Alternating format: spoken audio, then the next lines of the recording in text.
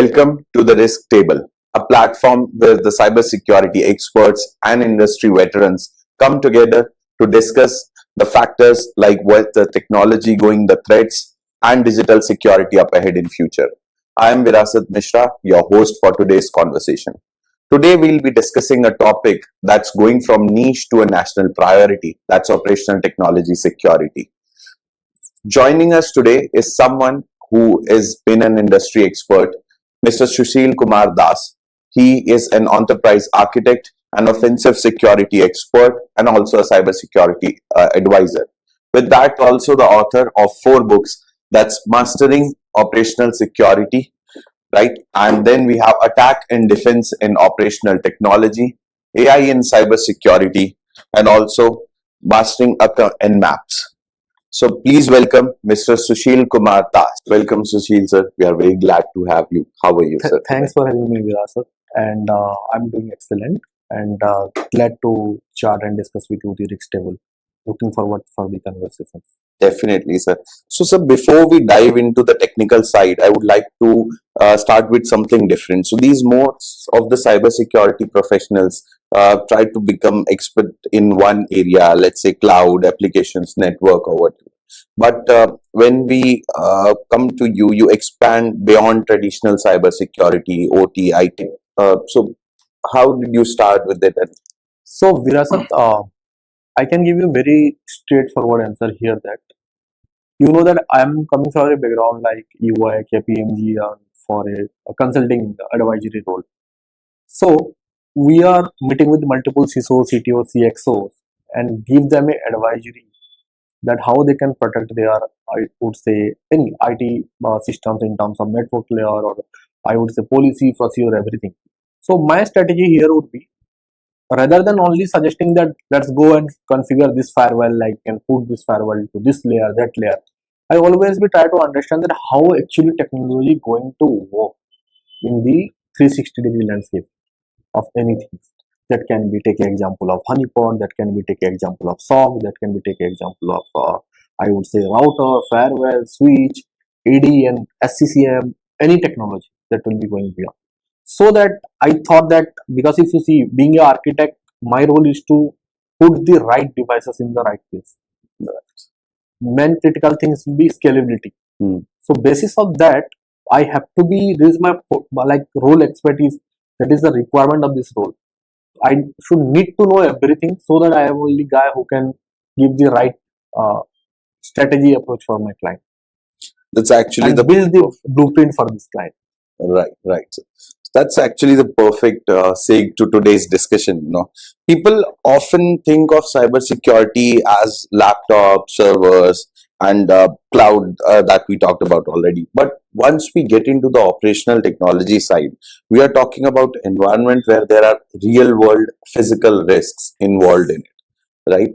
So today we are going to deep dive into that. So let's break some myths, sir, with this here. Let's address one of the biggest myths in the industry as well. People still in cybersecurity today say that our OT environment is air gapped and so we are safe. So from your expertise, how accurate is this statement and how is this connected to the industrial landscape? Earlier it was absolutely correct, Birashad, that we are living in a air gap network, but now it is not. I have been working with this SAM segment last more than 10 years, and more than 300 plus plant I have covered in terms of putting advisory and other meeting with multiple CXOs, CIOs, CTOs, CISOs with all over the India and abroad. So nowadays, a lot of cloud applications also going to be integrated in the plant. Take an example of CRM, take an example of ServiceNow, or a lot of IoT technology is also going to be integrated. When we talk about air gap, we should need to think for a 360-degree landscape. That only air gap, I would say, stating that only we are isolated environment is not going to solve the risk or solve your problem. You should need to take care something about what we are going to do for the internal threat. Because if I take an example of my levers, those who are working in the plant, the security guy, those who are working in the plant, the SCADA engineer, those who are working in the plant. So we have to put some control in place that something it is going to be happen in my internal thread also, that I'll be able to save from that. So rather than we are saying that we are air gap, but now it is not. If I take a example of industry 4.0 IT OT convergence, the regulatory mandates now that whatever the things happening in the plant, we should have to be build a OT SOC, and the critical logs should be goes to your OT to IT, because we are creating a lot of enterprise architecting in terms of multiple oil and gas, zinc energy, silver energy, and other factory as well. So how my data will be going from a secure channel like one-way directions to my IT and meet the regulatory compliance? Let me take a small example that you only highlighted, that air gap network. So if my PLC and SCADA is there, nowadays also I have found a lot of observation during my assessment that when there is a OEM, let me take an example of, we just consider this as an example only, Yokogawa, Honeywell, Siemens or XYZ. If they wanted to configure their PLC from outside, still the CISOs are or the plant heads are give them access through any desk. They can access that particular PLC from outer network. They can access through any desk. Whatever they wanted to configure, they can configure and take it away. So if their system is vulnerable, how I can say that it is just a air gap network? We physically isolated or logically isolated, putting two firewall is not going to solve the problem. We should need to understand how 360-degree landscape we are reducing the risk, and the key factor in OT is a very, as you well highlighted, that human life is always be a risk in OT environment. If I take an example of IT, we always focusing on confidentiality, integrity, and availability. But what about my human? OT, I cannot talk about like confidentiality, integrity, and availability. I have to be more focused on how I can save my human life. Right. Because something going to happen in the plant, there are a lot of circumstances can be taken care of. So, moving on, would it be fair to say that today's industrial environments are no longer isolated? I think you already briefed, but they are interconnected by the business demands like maintenance and the cloud analytics and centralized operations. So, would it be fair to say that? It is not isolated actually. Right.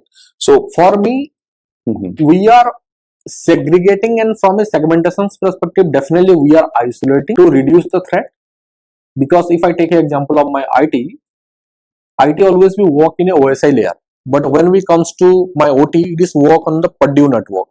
So when we talk about Purdue network, it is 0 to 5, but the OT start from 0 to 3. Once you start 3.5, your IT will be, the IT layer will be started. So I need to put some segmentations in such a way without disturbing my plant. For me, my business purpose will be going to solve. I can be regulatory get compliant. And talking about the isolated or segmentation, through segmentation, definitely yes. But the word we are using now is isolated. It is not aligned in the current, I would say, regulatory statement. Or we can proceed. So we heard you mention a Purdue network. Can you put more light on it, maybe from a CISO perspective or someone who is not very well versed with that? What exactly is Purdue network? Sure. So, as I already highlighted that in IT we are going with the OSI layer. To remember OSI layer, there is a terms called PD and TSP, physical layer, data link layer, network layer, transport layer, and rest of the things. Similarly, the Purdue network, when we talk about 0 to 5 or 0 to 3, so 0 always be your like RTUs and other machines will be 1, and they only understand that your, I would say, 0 1. When we talk about the level 1, it will be start from your PLC. Some of the RTUs also nowadays we are putting over that layer on. After that, once we go little bit of off, our HMIs and SCADA and other thing will be coming to the picture. Here we can put some engineering machines also. Similarly, if I take an example of versus IT, So how it is happening is your physical layer would be depend upon the cables or LAN or XYZ. If I take my D layer, then it would be your switch. It understand your VLAN segmentation, ARP and other. Talking about my N, so network would be your routing and other thing. But here there is no routing and something will happen. It is purely work in a LAN network zone only. There is no internet connectivity till 2.5 layer or something. And the most critical part here is between your 0 or 1, there are less communications and use of your IPs. So it is only understand binary 0 or 1. Right. So if I take a example, if my SCADA machines required a 5 voltage to run the plant, SCADA instruct to my PLC, PLC understand IP, and PLC instruct to the particular, I would say, sensor or actuator. Based on that, they are handling the machineries devices available in the plant, and basis on that, the output will be come up. Thank you so much for the brief explanation, sir. I think that would have, given a much better clarification of what Purdue network exactly is. So let's switch the perspective. Like I come more from the business side, और हमारे जो viewers हैं, they are also उसमें भी बहुत सारे लोग ऐसे होंगे जो first time they are viewing these kind of things. So from that angle, imagine if you are hired not as a consultant but an offensive security expert, right? So जैसा हम red teaming में we see in the IT sector, is how similar or different you would say it is in OT? Yes, sure. So see, IT completely different. Let me little bit of take you through the red teaming. Red teaming is always be a performed for the scenario-based attack only. Suppose if I am a CISO CTO, I wanted to know how my SOC is mature and what are the control systems I am putting in my, I would say, infrastructure, how they are well working as a defensive perspective. Then based on the scenario, suppose a CISO, we are doing a lot of project basis, we are doing a lot of work. Suppose CISO said, well, I need to test my Active Directory, and you can try to compromise. Scenario would be you should compromise my ID and throw publicly what are the approach will be take you can take, but make sure that nothing will be going to down, and you can able to take the compromise the ID. So we started. I would say a lot of things will be happen in terms of crawling or data reconnaissance. I would say target one applications where I can try to cut and sort here. So let's say if I am doing some I would say red team assessment through applications, I can upload some mails here, through that I can get into your internal environment. There I can do a little movement or something. Lot of tools like blowdowns are found and XYZ, and we try to compromise the ID. If I take an example, my OT, there has always be an isolated network from IT to OT. Second thing is that when we talk about the red teaming, we have did a lot of red teaming in terms of OT environment. What with proper authorization. Here IT you don't need to require anything, neither domain, neither anything. You only just sign up from the client and you can take it once your scenario is getting signed up by them. But when we talk about OT, you have to first align with the OEM. Second is the plant head, then is the CISO. And when we talk about a perspective of red team, from a physical security to know how my detent control is working, how my those people are working as a, I would say, know that identification, authorization, and accounting perspective, the security control I can place in the plant. That can be varied, depend upon the plant to plant. How it is going to be work, how my physical security is secure. This kind of activity definitely we can do. But plant, nobody can allow to exploit anything. The reason is being nobody know the impact receives. Because it is just not a matter that your plant will be going to shut down, or not a matter of that your I would say business impact. The most critical thing is again the human life. Because suppose if I take an example, in IT, you know the TCP/IP, right? Or lot of, if I take an example of ports like 480, 443, XY. When we talk about OT, every proprietary OEM have a different proprietary protocol, Modbus, Profibus, and XY. And most vulnerable protocol, I would say Modbus. If I can, there are a lot of Metasploit, we are using Kali. So in Kali, there are a lot of auxiliary to bypass and exploit Modbus. But if I can exploit it, you may not know that. That might be there is some happen with the PLC things, there is some command will be come to me. They can be instruct something to my, I would say, sensor, and sensor will be going to be act something else in my plant environment. And those who level people are working in the plant, there is some explosion happen, the gas is leaked. You may not know that. So for that landscape, the red teaming is very very very minimal in plant environment. And one thing we can able to do here, from a passive vulnerability assessment, definitely we can able to. So you mentioned passive VA scanning, right? It interests me because many defenders, जो है, they immediately after something they go towards the VA scanning, vulnerability scanning. But the sophisticated attackers, they don't take that approach from scanning. Would you say intelligence gathering is more valuable than immediately running towards the technical VA scans? See, there is two objective here. If I can think from a CISO perspective, first, if your question is more related to the IT, then let me give you a small example. To know the IT asset inventory or something, we have a lot of tools like you can run in SS, or you can do a Angry IP scanner or Nmap or XYZ, you will be get a asset inventory.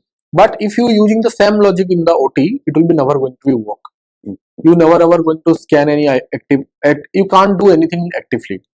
So for that, when we using passive thing, that can be a vulnerability assessment or anything passively, so you need to identify the backbone of the switch. So suppose in one plant there are different plant substations plant, right? Let's take example of oil and gas. In oil and gas, there is a primary plant. In the primary plant, there is a different substations, like power is somewhere coming or XYZ. So we need to identify one switch that all the PLC or all the different switch are connected through the one switch. What we need to do technically, like creating a VLAN in the switch, similarly you need to create a span port on the particular switch. And one port, suppose in a switch, let's take an example of 24 port of switch. In one switch, one port you can create for spanning port. On the spanning, you need to put a hardware sensor. Let me take an example of, if you talk about Tenable. Tenable have lot of SaaS based as well as hardware. So we can only talk about hardware here. In the hardware sensor, that one port will be going to use in the particular switch. Through that, how passively working in the switch, it is purely working in port mirroring. So whatever the technology I'm going to use there, that can be like, I would say, Nozomi XYZ for my all those threat monitoring, vulnerability assessment, or I will say, if you take an example of it is purely ideas only. So how it is happening, it sits over there, it silently monitoring everything, neither sending any active packet or receiving any active packet from anyone. So that whatever the traffic flowing with through the switch, it will be able to monitor and capture it. And how actually best is that, as I already highlighted to you, that in the layer 0, if you see, there is no IP communications. So if I take an example of Tenable or anything, some of the technology are not able to, I would say, capable to understand that 0 level vulnerability also. So for that, we need to put the right sensor in the right devices, so that that sensor will be able to understand what is my OEM is there, what kind of protocol they are using, and each and every protocol, how the communication is happening, and which layer how it is going, so that we will be able to achieve.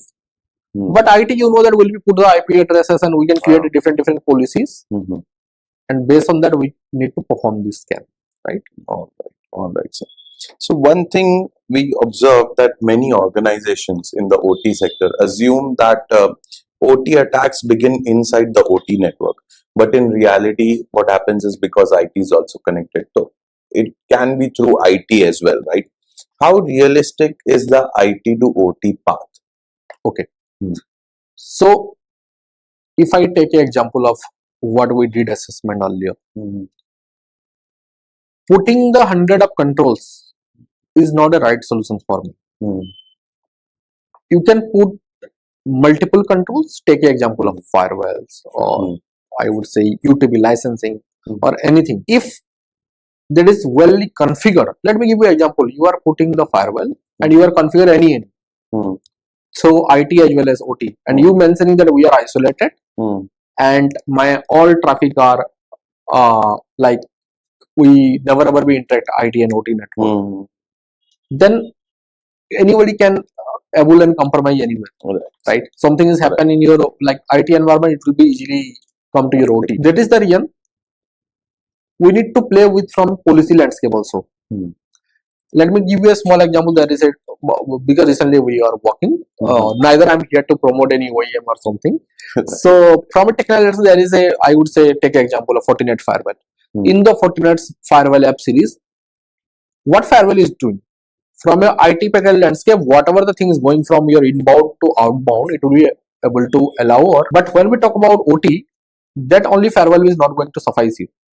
With top of that, you need to put a OT license with the particular firewall, and it is a additional features so that that firewall is capable to understand your OT protocol, and based on that, that can be behaviorally that can be act you the device act like as a defensive mechanism. When we say that putting a lot of controls, we need to be assured that what is my scenario and my infrastructure is, and for that I would say blueprint architecture is playing a very critical role, because without architecture it should not be workable. Perfect. Great insight, sir. Honestly, coming from more of IT side, जब मैं try कर रहा था तो getting into OT, मुझे I wasn't getting everything in one place. और फिर eventually मुझे आपकी book मैंने पढ़ी, that's Mastering the OT Security. इसमें the best part was I think इसमें technical jargons उतने नहीं है, and everything is finally in one place. Case studies, OEMs जो आप बता रहे थे. So what motivated you to write something like this that is actually helping people like me? Actually, I'm not getting good content outsider. Right. That's why I thought that let me write some book and publish in the market who actually willing to understand OT. Because if you're putting suppose SCADA exploitations and XYZ, that will be not going to help. Because practically it is not possible. Nobody can allow and go and exploit the SCADA. I cannot say that I can go and do the attack the PLCs. There are a lot of huge cases is there. So that basis on the risks, we can correlate in a such a way that putting the defensive control in place, awareness is there, a lot of other things. So for me, definitely I am not getting good kind of content in, specifically on OT security. That's why it's motivated me to write something on my whatever the things I have did in the plant. And based on my practical expertise. But I honestly want to thank you that this is really helping people like me a lot. Thanks for the comment. So moving forward, thank you, sir. Great insight that you provided us. Moving forward, sir, जैसा आपने बताया कि the case studies and the OEMs. Me coming from more of an IT side, जब मैं try कर रहा था OT में जाने का, and I went to the internet, तो वहाँ पे not everything was in one place, और सर सबसे बड़ी प्रॉब्लम थी कि बहुत टेक्निकलिटीज थी. तो and then eventually मैं आपकी बुक तक पहुंचा, that is Mastering in Operational Security, OT Security. तो इसमें बेस्ट पार्ट ये था सर कि इसमें कोई जार्गन्स नहीं है या सिर्फ ऐसा थ्योरेटिकल नॉलेज नहीं है. मैं I am not much of a reader, तो इसमें जो easily explanations with case studies or real world experiences, examples, that helped me a lot. और ये पहली बुक होगी जिसको मैं अभी तक पूरी कंप्लीट नहीं किया, बट आधे तक मैं पहुंच गया हूँ, और आज मैं आपके साथ बैठ के और आगे भी पहुंच जाऊंगा, and I'll eventually complete this. Again, saying thank you so much, sir, that you have taken this initiative. What motivated you to write a book like this and publish it and bring it something like this into the market? See, the main thing is that whenever I'm meeting with the multiple plants and other, let me give you the. I'm not going to talk about the NMAP and AI. That is the 40 definitely basis on the market. We publish it. But if I take an example of mastering operational technology and attack defense in operational, initially there are more than 180 plus. If you take the first edition, so there are more than 180 plus devices, plant devices actually. So rather than suggesting someone being an advisor that being a SCADA you need to put this control. Before that, I need to know that how SCADA work, what are the risks associated with this SCADA, and what kind of control implications we can put this SCADA. So the first book stating that more going the 180 plus devices, you will be need to know that entire risk perspective for each and every devices. Second is the master in operational technology. That I already highlight you that the written of this book that I am not getting that kind of, I would say, end-to-end kind of books. Because of that, that is my curiosity to I can write something practically, because a lot of feedback I got from my teams as well as my colleagues and forums that we are not getting something in such a way that someone can able to learn OT. And if I take an example of any certification, just let's suppose GICSP and other, the cost is too high. So I thought that let me create something in such a way that anyone can able to afford. Second thing is that the content should be actually going to work for them, and they can able to use it practically in terms of any plant or anywhere. So it is not limited to only oil and gas, zinc energy, silver energy. Anyone going through this book will be going to utilize any of the plant available in the worldwide. Alright. So thank you once again, sir. आपने everything you brought into one place. तो जो भी honestly जो try कर रहा है to get into OT, उसके लिए this is so simple because it's in layman terms. There are examples. Thank you once again, sir, for providing Thanks us for your something feedback. like this. So, sir, moving to our next segment, let's get down to a very hot debate that's going on in the market. That is the round two that we are discussing: compliances versus security. Are we measuring the wrong things? So, let's talk about one of the biggest debates in cybersecurity again. That compliance being organizations are spending millions in compliances, achieving ISOs करवा रहे हैं and PCIs, NIST frameworks, all of that. But despite being compliant, we still see major cybersecurity attack headlines still. So the real question here is, many organizations celebrate passing the audits and all, right? But being an enterprise architect sitting between the business and technology, do you ever look at the environment and think that they are compliant but still vulnerable? And does compliance actually make the organization secure? For me, compliance is my foundation layer. So if I think from an architect perspective, so if we are building a home, then I need to strong my foundations. That is my compliances. But let me give you a practical example for you that, and suppose in compliance ISO 27001, if I take example IC 62443 as you mentioned, so there is a control there that my all USB should be blocked in my plant environment. This is said by the compliance. The regulatory team or GRC team has implemented that, yeah, you need to follow that. Compliance is foundation layer for me, right? So if I take an example of being an architect, I'm sitting between business and technology, and I have to map with compliance as well as putting the right control in place to get it compliant, as well as my security function or business functions will be work smoothly. So let me give you a small example. That compliance says that if I take example of IC 62443 by 4 or some by 3, in that say that you need to put a control in such a way that your USB, nobody can you will be able to use USB in the plant. Only being a GRC team, I can say that let's go and put this control and just implement, or I would say mention in the paper and share this policy procedure, get it signed by CXO, or my leadership will be not going to support or help me. Thus actually it is implemented in where we are going to implement. So thus it is going to actually implement it properly in the plant. That we need to check. Let me give you a small example. I have recently visited one of the plant, and one of the SCADA room using pendrive, they are seeing Durandar. So you can't control that risk. That's why I'm saying that. Only putting the control in place and that someone is not following them, I don't think so that compliance will be going to support you. Right.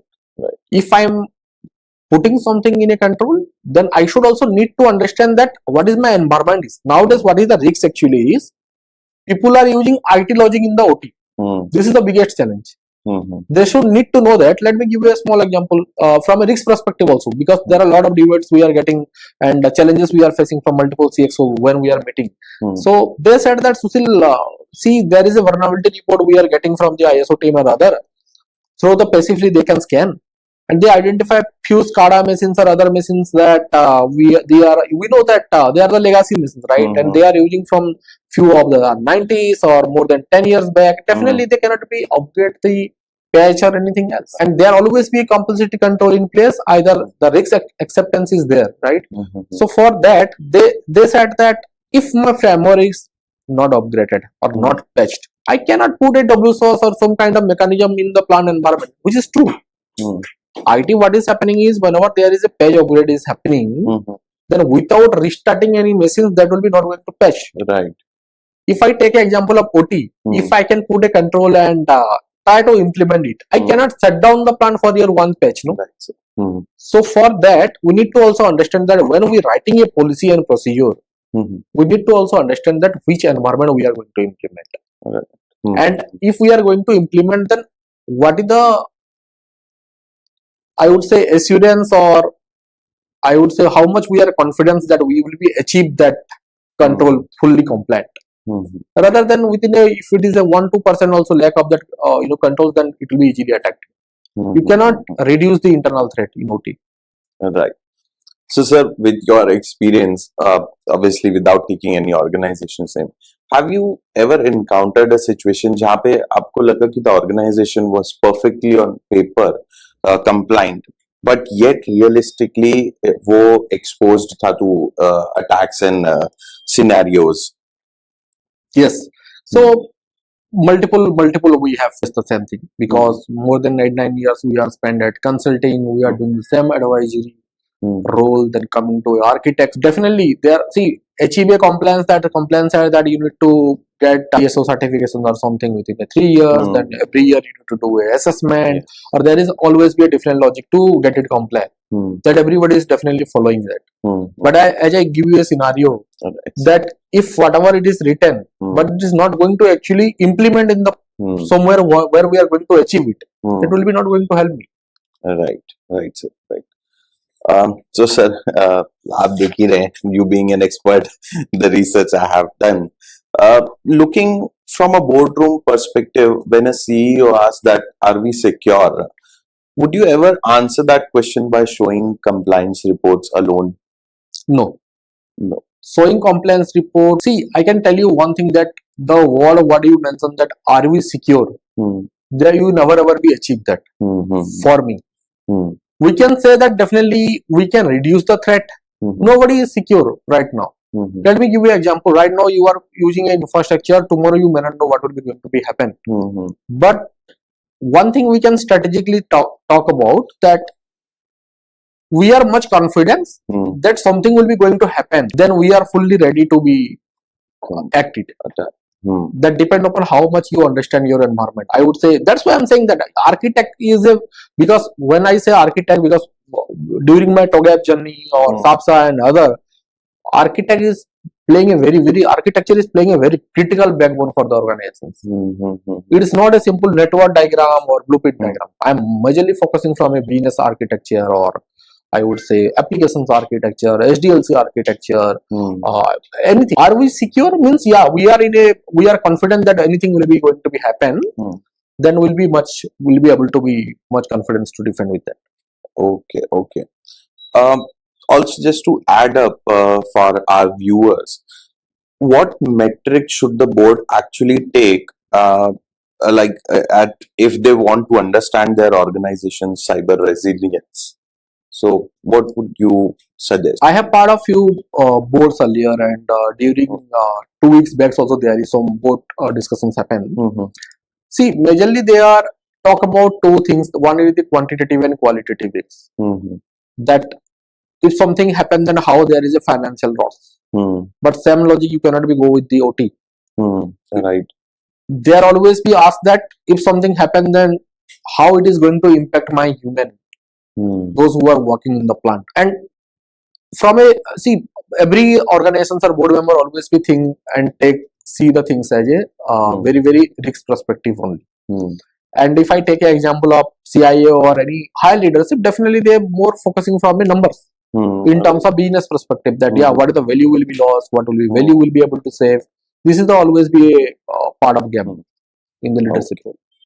So that closing the debate, what is your outcome? अगर आपको एक one liner में you want to explain, what would it be for compliance versus security? For me, very simple terms is that whatever you are try to achieve, please try to actually implement rather than keeping that things and try to be satisfy your auditor or something to say that yeah, we have achieved 80%, so get it compliant or something. It should be 100% achieved. Otherwise 1% of lag will be going to be impact. All right. Thank you, sir. So let's move on to the third segment of our today's conversation, the hot seat. No safe answers, no corporate responses, just your honest perspective is what we are looking for. So Sushil sir, now we are entering my favorite segment of the show, जहाँ पे there are no corporate answers, no safe answers. So we are calling it the hot seat, right? Just your perspective, who has worked as an enterprise expert, architect, right? So let's move, sir. Would you be ready for that? Surely, look forward to be Okay. that discussion. The first question would be, what's the one cybersecurity practice in the IT and OT industry both, जो कि normalize कर दी गई है, but the organization should completely stop doing it? See, I can tell you one real practical challenge, and whenever I'm visiting any plant head or CXO or CTO, they, from an IT and OT perspective, they always be highlighting one thing. That, let me give you an example. CISO said that, Sushil, I'm putting a lot of controls in place, and whenever I'm going to send it to my plant, they are not accepting it. Okay. And the plant guys always be say that without they are asking me preparing the policy and procedure.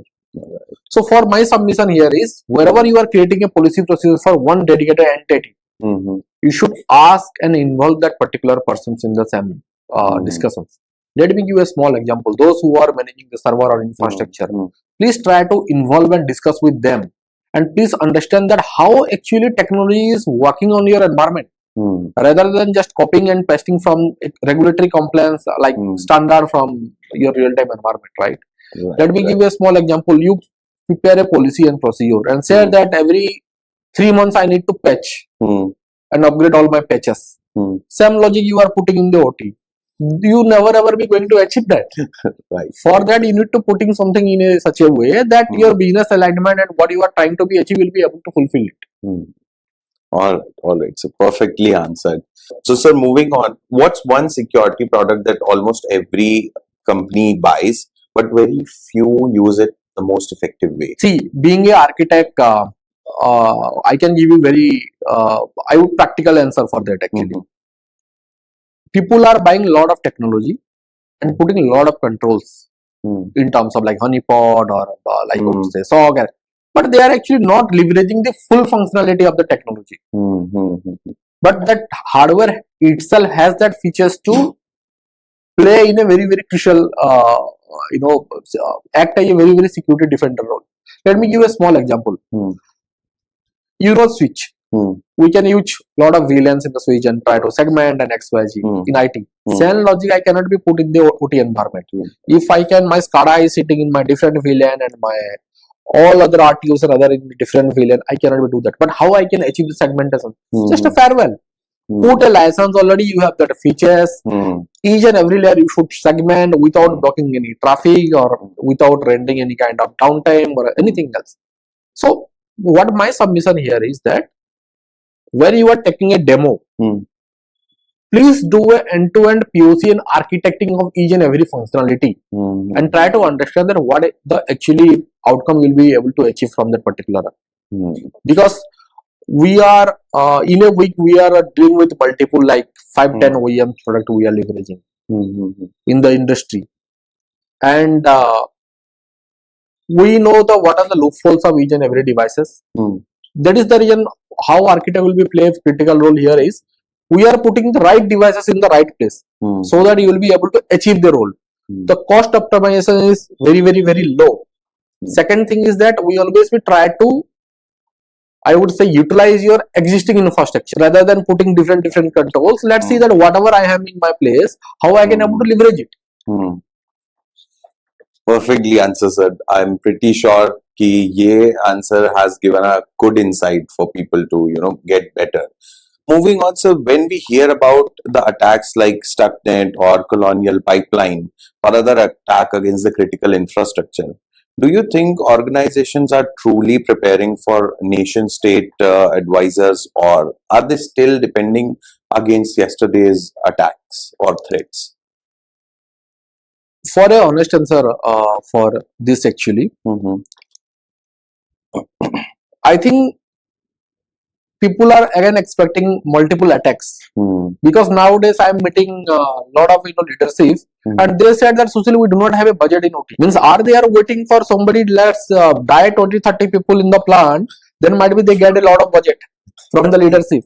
Right. Because they should need to know that they are sitting in a zone where their mind still running that we are isolated. But please think about your internal threat that you are not even talk about.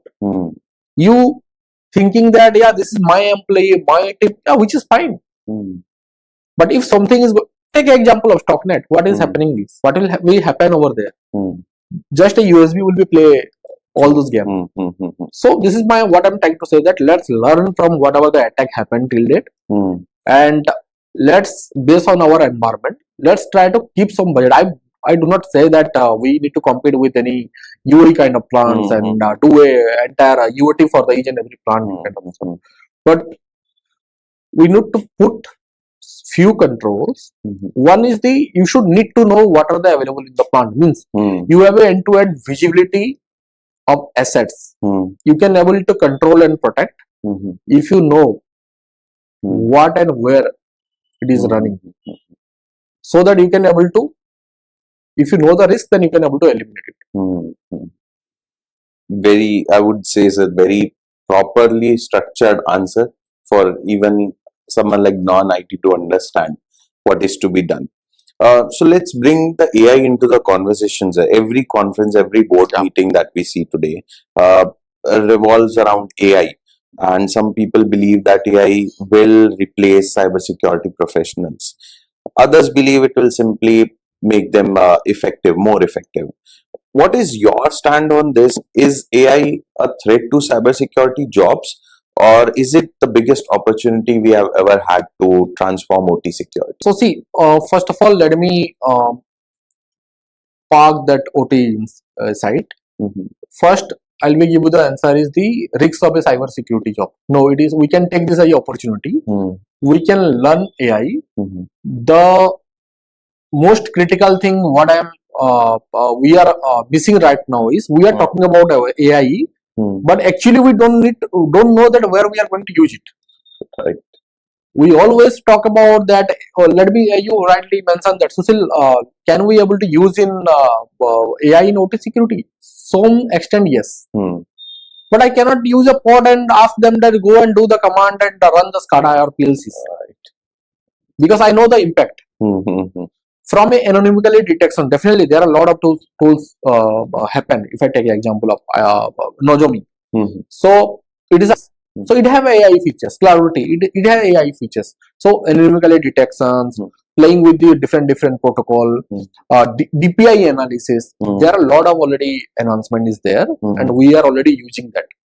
But from the logic view of the leaders, what I am meeting with multiple things and a lot of in the forums and discussions, I feel that rather than we are only talk about AI and jargons, we should also need to know that how actually we are going to leverage that AI. So, as you mentioned, 5 years from now, will the best red team or offensive security expert be a human, or would it be an AI agent working alongside? I would say both. The human will be going to utilize that agent and try to achieve that goal as soon as I would say it will be a reduce of time only. So when we talk about, let me give you a small example, that if I can write a malware or something and say that agent that go and try to do a ransomware kind of assessment over there and plant. So see, human mind is always be a flexible mind. And basis on the scenario, you need to think and adapt, and you can able to act.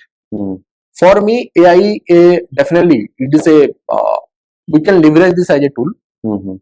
We can try to achieve whatever we are expecting from. But as you said that only agent and going to do the penetrate. For me, I think human always be play a very critical role over there also. It will be not only depending on the AI agent. Thank you for that answer, sir. Moving on to the next segment, which is so your answer actually gave me much more of a clarity myself. In today's date हम देखते हैं कि AI जो भी AI के around बात कर रहे हैं वो सब यही कर रहे हैं कि AI jobs ले जाएगा and all of that. But your answer actually gave a perspective कि jobs को वो better कर सकता है and it can be more effective with AI. If I can take a business model answer for you, that see, being a consultant and advisor, see, AI is an opportunity for me to make business. There are a lot of regulatory compliance is there. There are a lot of BAPT at red team is AI red teaming. A lot of opportunity is there to make business. That's why I'm saying you should learn AI, adapt AI, and you can definitely able to achieve whatever you are expecting from. Definitely. Rather than we are in a mind that they will be going to take your job. Definitely, I'm gonna take this important insight home that AI is, being more effective. So let's move to another segment of our today's conversation, sir. Cybersecurity beyond technology and more of a business perspective. So again, moving beyond the firewalls and attack techniques for a moment. And one thing what we observed is that cybersecurity is now becoming a discussion in boardrooms as well, and it's not just an IT discussion. From your experience, what actually changed, and why are CEOs and board members actually, are trying to focus more on cybersecurity? See, if I can give you the straightforward answer, then it is a backbone for any of the organizations, right? And anyways, as much as risks you are able to see in terms of border landscape, then you have to pay attention on that. Because it is not only cyber security. When it comes to cyber security, it is a whole for every complete infra, network, policy, procedure, technology controls everything. So I would say we need to focus on backbone based on the criticality and impact. So, sir, that being said, would you say that today, in today's date, people are actually understanding the cyber risk and cyber security, or is it that they are just investing there because their clients or customer expectations are forcing them to do so? No, they are actually understand what is now the impact ratios over there. Let me give you a small example. If my customer is asking to build a complete data center for them, without any logic, I cannot be built for any customer satisfactions or something like that. There is a business strategy. When it comes about the leaderships and CEO discussion, there is always be a business strategy is there.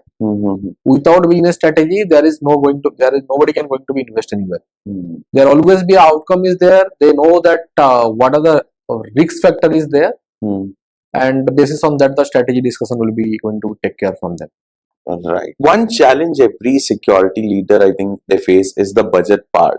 So let's say if I give you unlimited budget today for cybersecurity, where would you invest it? And equally important, where do you think the organizations are overspending where they should not? See, first of all, when we say overspending, if I can go with layer and layer, my intention is not to say somebody personal or something like that.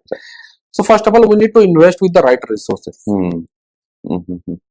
When we comes to thinking from a strategy, that suppose if you are hiring some domain level expert, you should need to know that that particular person is capable to deal with that. Second, the resources what we are going to be hiring. Invest in the certifications, invest in the their learning aptitude. Then if I take an example of my user awareness is a very, very critical role in any of the organizations. You can put 100 of controls. So one go and click one malicious link, then you will be know that whatever the controls it will be in place, then that will be gone. So my user awareness is play a very, very critical role. So if I can give you one single strategy, that we need to invest in the right thing in the right place. I Then believe that this being that you said, we circle back to the point where you mentioned that not what more can be done, yes, but effecting what we have absolutely more properly. yes. Right. So, are we buying too many security products and investing too little in the architecture and the people, as you already said, and in resilience? Is that the scenario that's in today's day? So see, till date, suppose whatever the organizations I have visited, Mhm. there will always be a lack of architecture. Hmm. This is my very straightforward. Nobody is, they are just thinking architecture as a network diagram for them. Hmm. But that is not true. Mhm. Suppose there is an attack will be happen, then you should need to know that where actually the in the architecture, where the segmentation in the place or technology in place, so that you can Hmm. able to eliminate the threat or reduce the risks or something XYZ, you can able to take the decisions. Hmm. If I take an example of plant, Mhm. plant, if you see the blueprint of the plant, there is a huge area of acres. Right. They are creating a lot of blueprint, actually a lot of things happen in the plant environment. Take an example of Autodesk, through the tool of Autodesk, they are creating the 2D of the each and every infrastructure, then putting each and every clonical pipe, depend upon the plant requirement, they are putting the everything in the place. But when you go to visit and see this architecture, suppose if I say that where my switch is, where it is connectivity, how my this port, what are the connectivity is coming from where, there is no visibility over there. This is the thing I feel that it is a very lack of things in place. Right. Thank you for the brief, sir. So, you work closely with the executive leadership and advised organizations on large scale transformation programs. When you are presenting cyber risk to the board, what language resonates more, technical vulnerabilities, or would it be the business impact? See, leadership always be try to see the business impact. They are not interested to see that you are identifying accesses vulnerability, CSR vulnerability, and based on the CVS scoring system, you are putting high, medium, low or whatever it is the severity. But they say they wanted to more interest that suppose there is a vulnerability and it is going to impact my this kind of numbers of business. So they are much more interest from a without value nobody is interested to see the report. If that any small vulnerability also going to impact any kind of I would say numbers in my business, then definitely it is a very interest area for the board level. So, would you agree that today's CISO need to be more comfortable discussing the business strategy as they're discussing the cyber threats? Now, definitely yes. See, CISO is a very, I would say, whole and soul for any of the organizations, right? He is owning the entire risks and play with the risks. So, based on his decisions or hard decisions, the investment or other thing will be taking care of it. But that is the reason you said that we are not getting budget. So the budget ratio is what is happening is suppose for a CISO landscape, how it is happening is CEO know that I need to put for example 2 millions or 5 millions in one segment only. I do not have any getting budget or I don't want to invest on that because end of the day it is ballpark of game of the business outcome, right? For CISO doesn't want to see that what is the business and other thing, but I need to, because he has the visibility of the risk. Right. So he have to be highlight the such things to the CEO that sir, whatever that it is happening, it is happen. But to control it, I need budget. Otherwise, if something is happening, then things comes to me, or it will be going to impact for the organizations. So we need to think from that strategy that as you earlier also highlighted me that people are buying a lot of hundred of technical controls. But here my submission is that in the architecting, that is the reason we need to buy the right devices in the right place or right controls in the right place, so that if one control is going to be support for my 2-3 more segment, then your cost will be going to be affected. That is the reason I'm saying that architect is playing a very critical role, or architecture is playing a very critical role. Architect is something which focuses more on using the current existing tools and resources more effectively. Architect is sitting between your business and technology. So let me give you a small example. Someone is buying a firewall, Mhm. there is an architect associated with him that he will be give you do a POC for you. Once when they do the POC, they can also see that what are the other network zone or other I would say segmentation available in the environment, Mhm. and based on that, what is the single firewall will be going to support, and what kind of in terms of a defensive mechanism or Hmm. anything. So for me, we need to always be taking advice from an architect Mhm. rather than taking a decision that I need a I would say inbound outbound traffic block kind of devices and let's go with the firewall. This is not kind of strategy we need to. This is actually the biggest reason people are taking the decisions in the same segment. Mhm. But they should need to understand that buying a solution is not a big deal, but you should need to understand that when the solutions will be going to buy, does that one solution will be going to be support me from different landscape or support me from different threat or not. Right, right. Perfect. That explains a lot, sir. So I would love to hear from people watching us. If given a choice, what would you choose? Another cybersecurity audit or a full-scale red team exercise? So please let us know in the comments that what would you choose and why. With that, so let's ahead to a rapid fire round.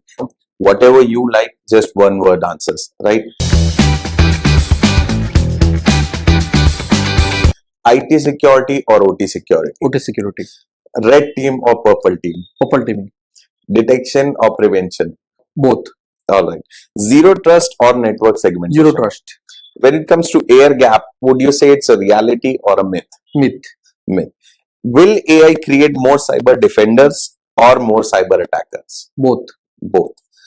All right, sir. That was great to have a rapid fire round with you.